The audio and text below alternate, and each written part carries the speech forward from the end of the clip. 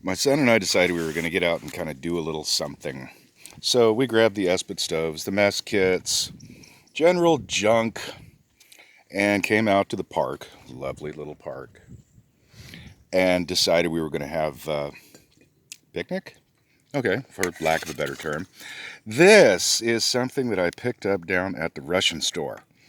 This is Army brand Sergeant's Pork Pate, product of Poland.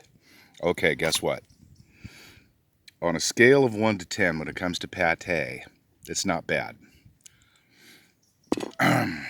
But it's still foul. That metallic pate taste is just about overwhelming for my Western palate. The coffee is actually better, made in a hobo style.